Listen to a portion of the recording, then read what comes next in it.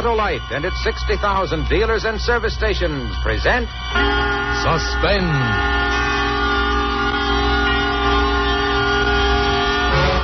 Tonight, Autolite brings you Mickey Rooney in The Lie, a suspense play produced and directed by Anton M. Leader. Friends, get in step. Get a rep for pep. Get Autolite resistor spark plugs, and do it now. Replace those narrow gap spark plugs with wide gap Autolite resistor spark plugs. Your engine will idle smoother, give you better performance on leaner gas mixtures, actually save gas. That's right, actually save gas. Because those wide gap Autolite resistor spark plugs give you better performance on leaner gas mixtures. Autolite regular type spark plugs have long been standard factory equipment on many leading makes of cars and trucks. And now 6 of these leading makes of cars and trucks have switched to new Autolite resistor type spark plugs for factory installation on their new 1949 models. The new Autolite resistor spark plugs are the spark plugs of today and the future. Remember, you're right with Autolite. And now, Autolite presents Mickey Rooney in a tale well calculated to keep you in suspense.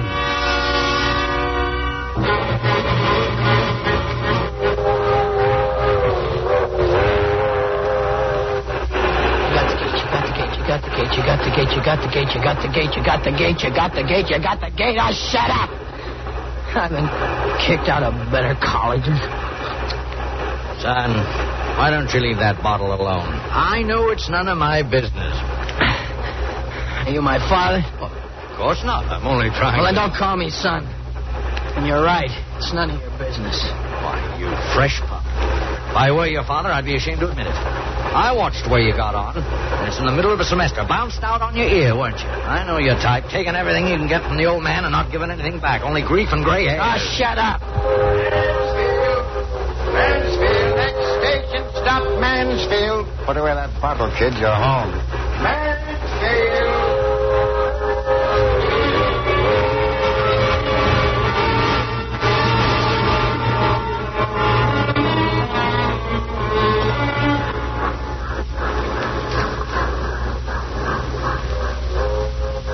The old hometown depot again. Didn't look friendly. Nobody was going to look friendly. The whole term's tuition fee shot for the third time. Well, Dad would try to cover up what he felt. But she wouldn't. Not glad. I could hear her already in my imagination. Oh, so you're home again. Guess you found out it was all a waste of time. They couldn't teach you anything at college. Maybe they ought to change things. Maybe they ought to learn from you. But make them pay, Marty, dear. Make them pay. Maybe we get back some of the money you wasted. What do you think you are, a rich man's son? Oh, I knew you from the day I married your father. And I expect to see the day when I have to send you cartons of cigarettes up to the pen. Well, I was going to hear it again. No way of stopping that mouth. To break the ice, I called home from the station. Busy. 5 minutes later, I called again. Busy. So I waited, and 5 minutes later, I called again. Talking. That's all she ever had under her peroxide. Talk with a cheap crowd of hers. It wasn't my dad on the telephone. He was in Baltimore working. Well, I grabbed a bus and went home.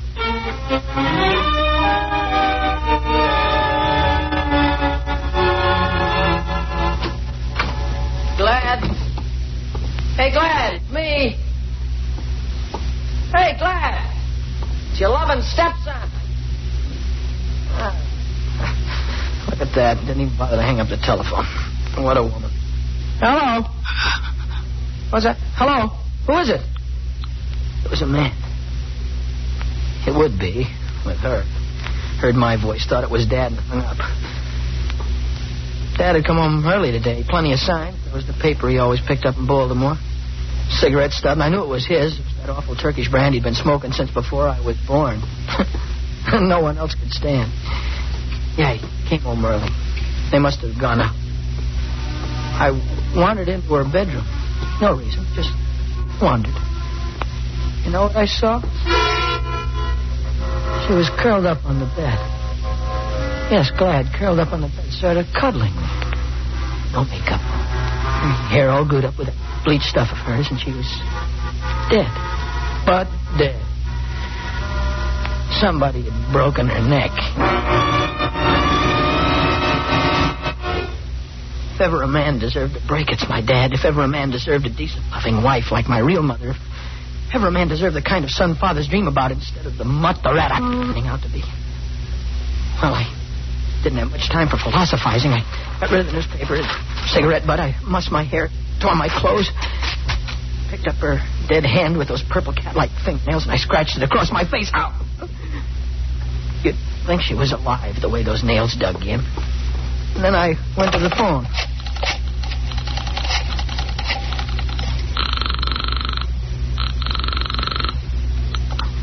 Police headquarters. Hello, this is Martin Delavan calling from 22 Beach Street South. Yeah? I think you better send somebody around to pick me up. I just murdered my stepmother.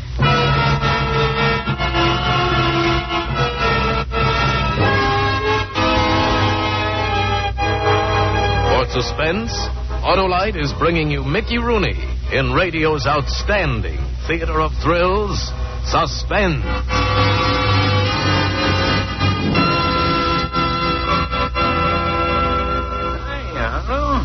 Say, that's quite a stack of letters you got. Hap, that's my fan mail. Laudatory letters, paeans of praise. You mean people like you? Of course they like me, because I tell them to replace old narrow gap spark plugs with wide gap Autolite resistor spark plugs.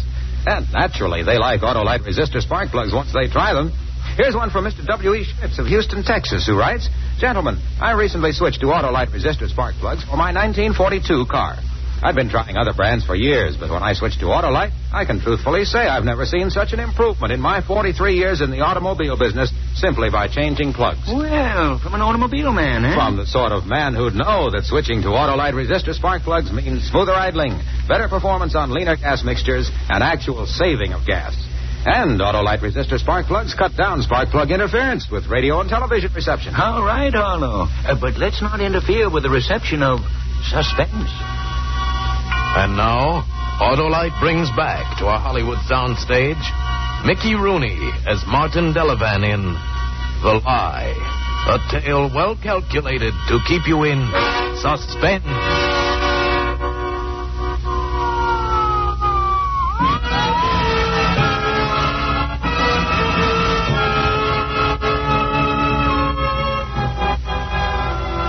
Don't get cocky with me, young fella. And just remember that you put yourself in a jam that always turns out to be pretty rugged. Let's have the story again. Look, I've told it to you twice. Let's have it again. You don't have to play McTavish of Scotland Yard. You don't have to find the killer. I told you I did. But you make it sound so exciting. Let's have it again. Okay. Beginning where? You were expelled from college this morning for drinking. They always expel me for drinking. You took the early afternoon train at State Junction, got out here about 6, and telephoned from the station. Take it from there. The line was busy. I took a bus from the station. I came in without making any noise. Just didn't happen to make any. From the hall out there, I hear this... I heard my stepmother talking on the phone. To a man? Yes. How'd you know it was a man? I could tell. Smart boy. What was she saying? She said enough. I'd like to find out what makes enough. Well? What makes enough? The point when you put your hands around somebody's neck and start to squeeze. She was two-timing your father, huh? All right, go on. I guess I lost my head. I remember grabbing her by the neck just as she heard me and turned around, and I remember her fingernails coming up toward my eyes and digging into my face. Would you say she did a good job on me? Yeah, look at these scratches. You did a better one on her. Well, this about checks with what you said before. Good for me. You don't want to change anything? I want you to take me downtown and book me. There's no hurry. I want you to reenact this for us before a motion picture camera. Movies? Huh, that'll be fun. Say, what's the matter? You don't look happy. Would it have pleased you more if you'd had to beat it out of me with a rubber hose? Maybe. Maybe it would. Handicap. Right here, Lieutenant, in the kitchen. Now break out your camera. Somebody burned a newspaper in the kitchen stove. The ashes are still warm. Now, which paper? Can you make it out? No. The ashes are all stirred up. Did you burn a newspaper, kid? Yes. Why? Well, I After I killed her, I got kind of a chill, and I thought I'd start a fire. And then you changed your mind. That's right. So you just waited for it to burn out, and you just stirred up the ashes, huh? Listen, if people were always rational, they wouldn't commit murders. Oh, psychologist, too, huh? Okay, set up the first shot from the hallway, Endicott, as he comes in. Jack? Where's your father, Delavan? Where can we reach him? I don't want him pulled into this. Leave him alone. Don't start jabbering at him, making things worse than they Get are. hold of your blood pressure, Bob. It happens that you killed his wife. Now, where do we reach him? He's in Baltimore. Henry Delavan Company, import and export. Commutes every day? Yeah, but he wouldn't be at his office now. It's long past closing time. All right with you. I like your old man, huh? Oh, I guess he passes. And that's all? We haven't seen much of each other since he got married again. I get expelled from different colleges, and he bawls me out, and I write him for checks. And he sends them. Mm-hmm. Okay. Let's make our try for the Oscar, shall we? You just go through the motion, starting at the door exactly as it happened. Without my makeup, Lieutenant? Very funny. Except there's a dead woman in the bedroom. You better change your attitude, kid. And who's this? It's my father, please. Take it easy with him. Dad! What's going on in my house? Monty, what are you doing here this time of year? Let me break into it my way. You shut up. We're glad. Where's your mother? What are all the police doing around here? Monty, speak up. All right. I'll give it to you straight. She's dead. What? What do you mean? You know what dead means? She's dead. I killed her. No, Monty, don't say that. It isn't true. You don't know how... I killed her. How would you know anything about it? You were in Baltimore. You were in Baltimore, weren't you? The gentleman, please. I'm Lieutenant Steele. Lieutenant, don't listen to my boy. He couldn't have possibly... Don't try to tell anybody what I couldn't have done. You know I always wanted to kill her. Anyway, you weren't here. You were in Baltimore until now at your office. I wasn't in my office. Dad! I didn't feel very well along about noon. I quit for the day. May I see my wife, please? In the bedroom. What did you do for the rest of the day, Mr. Delavan? You don't have to answer that, Dad. You don't have to say anything. I've signed a full confession, Dad. I went to a Turkish bath, and I stayed there for several hours. Now, we can check that easily enough. Of course. I'm sorry to say that my son is right, Lieutenant. I wasn't here. When you commit a crime, it's as though someone snapped a switch and the sun went out. Now you live in shadow. You wear faded blue denims with your number on them. You're surrounded by so much iron, doors and bars, and your bed you sleep on. You weigh every word before you say it. Because it might make the difference between living and dying. Most of the time, you're angling to live. By the time I was through, I'd made sure I would die.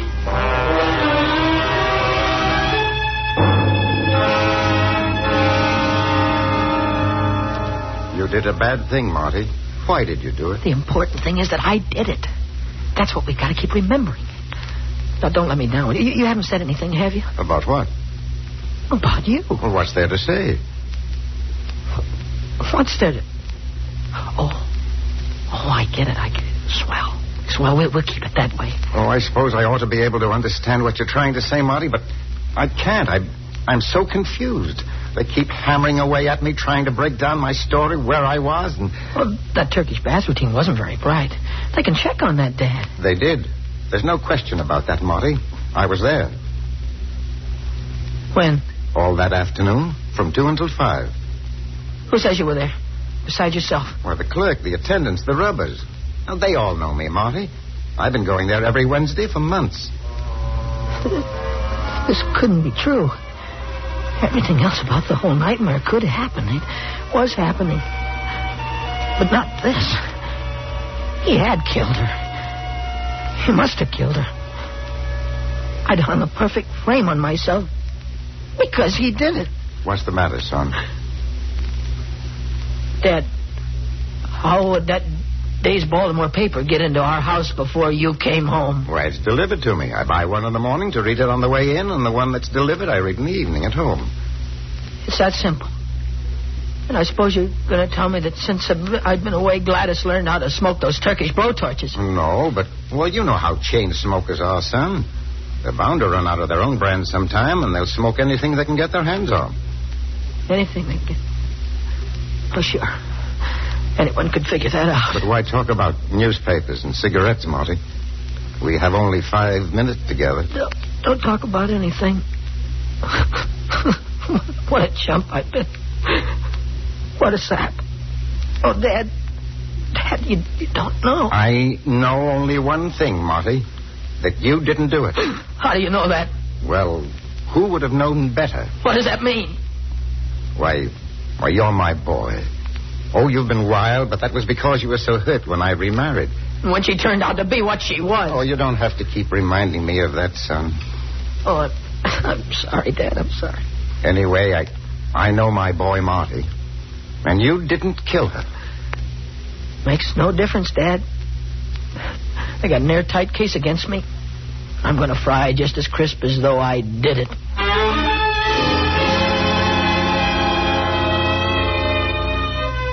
I never thought for more than a second that you killed her, Marty. The way you kept jabbering, you were in Baltimore, I was here, you were in Baltimore, like a needle stuck in a record. Oh, what can we do now, Lieutenant? Do? Well, it's out of my hands. You go to trial. Trial? For what? You say you know I didn't kill her. Listen, kid, you framed yourself too well. You didn't leave a shred of evidence that points to the real killer. You had a motive. You cleaned up every trace of someone else, and now that someone else is laughing up his sleeve. But... wait a minute, they can't convict me and execute me for a crime I didn't commit. Take it easy, kid. Take it easy? You mean take the rap? You mean you'd like me to sit with my hands folded like a good little boy and let him shave my skull, slit open my pants leg because somebody else broke her neck? Well, have you got a real idea who that somebody could be? How would I know? Do you think I ran around with her friends? I never saw one of them. But I'll bet she had a little black book that was so full it was spilling over. Son, I told you this thing is out of my hands. According to police routine... Oh, we're talking about her life. Don't you understand my life? And I'm trying to tell you that you're talking to the wrong man. See the DA, kid. He's the only one who can help you.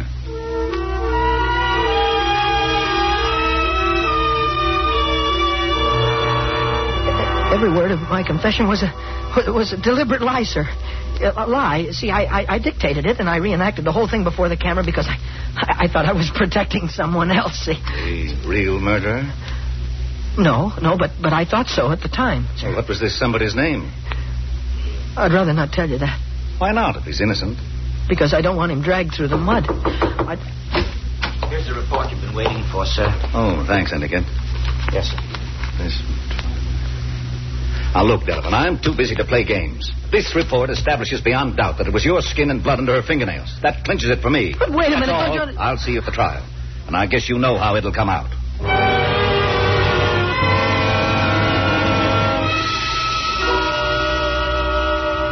So callous was this killer, so conscienceless, that not only did he freely admit his guilt, he willingly reenacted the whole ghastly thing before the police department's cameras you've seen. Far from showing remorse for his crime, he gloried in it. You know the evidence. His fingerprints, his blood under her nails. I ask that you return a verdict that will make mandatory the extreme penalty. Death for Martin Delavan.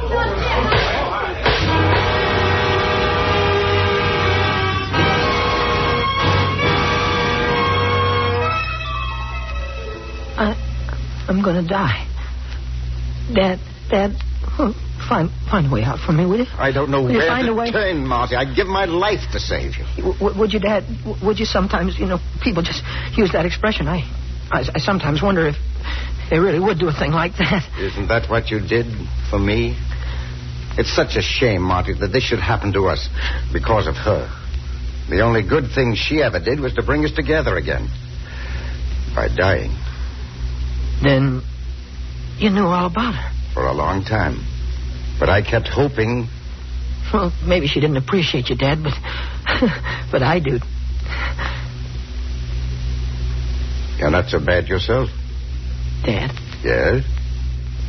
It's probably too late, but one part of my story was true. She had been talking to somebody. What? The receiver was off the hook, and there was still a party on the other end. Who was it? That I don't know. I picked up the receiver, and I said, hello. I heard a funny kind of gasp and then a click. But, Dad, don't you see? It means somebody's ear was in on that murder. We've got a witness. Somebody who knows I didn't do it. He and the guy who murdered her. All right. Time's up, kid. Huh? We have just another 5 minutes. We got rules here, mister. I'm just the right guy to be worried about rules. Shove off, will you? Come on now, kid. Wait a Let's minute. not make a fuss now. Shove off, will you? Dad, did you try everything? Try everything. Take your hands off him. Listen. Just because you're going to die, don't give you any special privileges. Everybody. Leave me go. Hey, Joe. Dad. Dad, help me. Time, Marty. Tell me what to Help do. me, Dad. Marty, tell me how to help you. Steele, Dr. Steele, Lieutenant Steele, tell him about the photo. Tell him we've got a witness. Dad, remember it's a matter of time. I haven't got much time.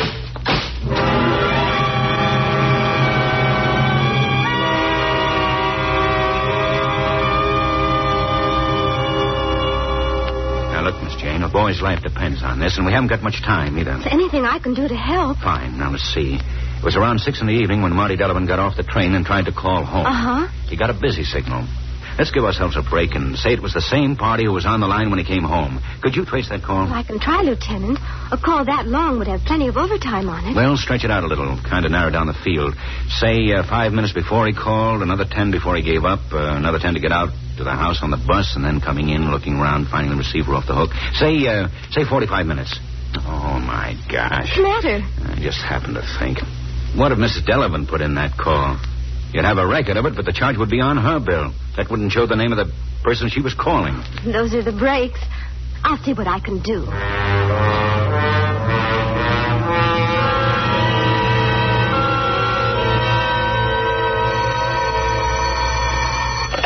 Hello. Hello, Lieutenant. Oh, what'd you find? Well, that call was placed by Mrs. Delavan. Oh. To a Mr. William J. Simmons. Sure. What?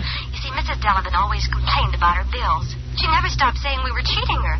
Well, we had to put a monitor on her telephone and make a record of every number she called. Fine. But what was that name? Beginning at 5:30 on the evening of November 3rd, Mrs. Delavan talked for 39 minutes to a subscriber named William J. Simmons, 798 Shore Avenue.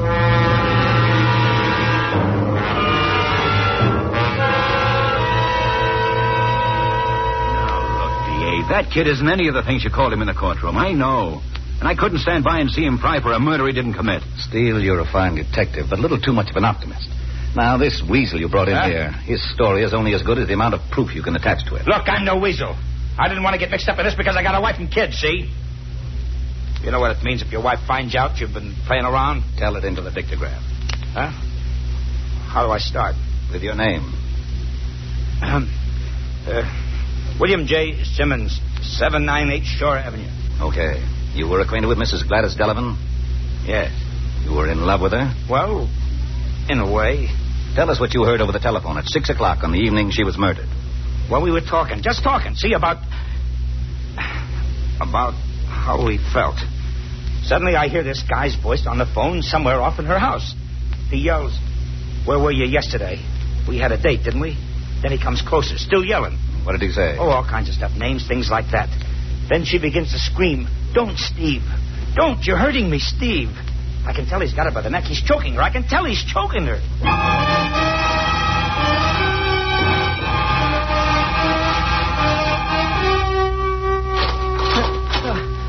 On, kid, on your feet.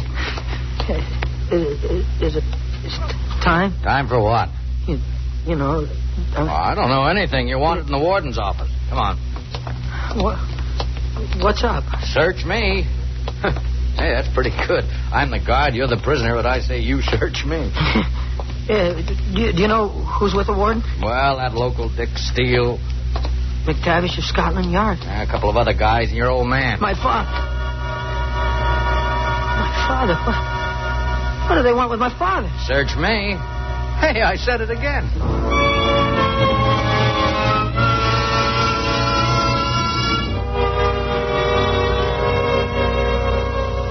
We ought to hold you for obstructing justice, young fellow, but I suppose you and your father have suffered enough. So it was somebody else. Somebody else all the time. Your description of the murdered lady was very accurate. She got around. Who is he? How'd you find him? Well, that's a pretty terrific story, Marty. You see, we traced the guy who was on the phone, and he heard Mrs. Delavan holler the name Steve. Now, a detective has to be smart.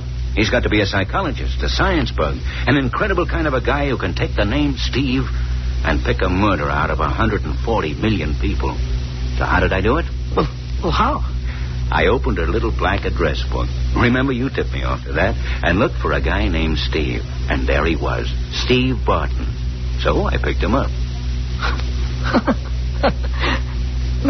McTavish of Scotland Yard. And this time with a real confession. How do you feel now, son? I don't know. I've done so much thinking about what it means to die that I'm not sure which world I'm standing in. Now, tell me, kid, what was the name of that newspaper you burned, and who did smoke that cigarette? Dad, is all this on the level? On the level, Marty. Well, just to keep it on the level, gentlemen, it was the Baltimore Star, the paper my dad always reads, and the cigarette was his favorite brand. Maybe you understand now. Come on, Dad. Take me home.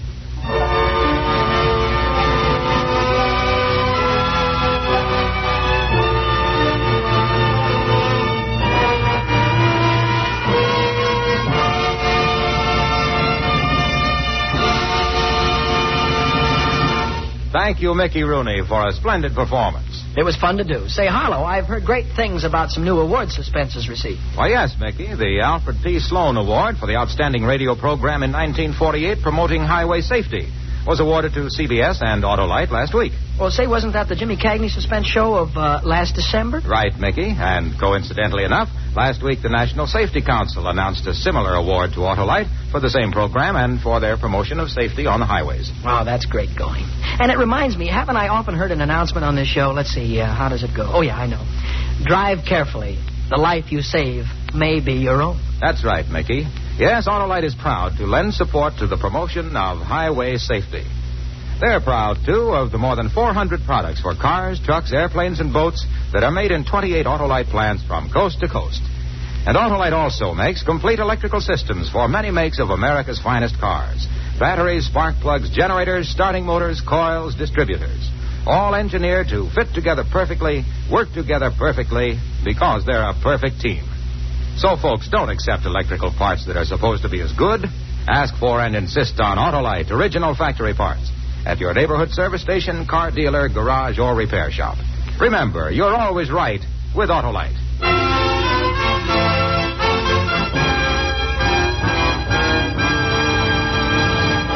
Now again, here is Mickey Rooney. It's been a real pleasure to be here, and I'll be listening next week when radio's outstanding theater of thrills presents Bob Hope in Death Has a Shadow. Another gripping study in Suspense.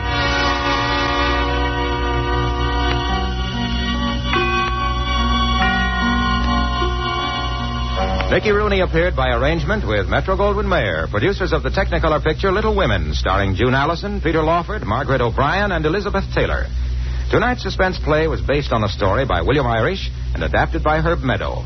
Music was composed by Lucien Moraweck and conducted by Lud Gluskin. The entire production was under the direction of Anton M. Leader. In the coming weeks, Suspense will present such stars as James Stewart, Claire Trevor, Frederick March, and many others. Make it a point to listen each Thursday to Suspense, radio's outstanding theater of thrills. And next Thursday, same time, hear Bob Hope in Death Has a Shadow. You can buy Autolite resistor spark plugs, Autolite Stay-Full batteries, Autolite electrical parts,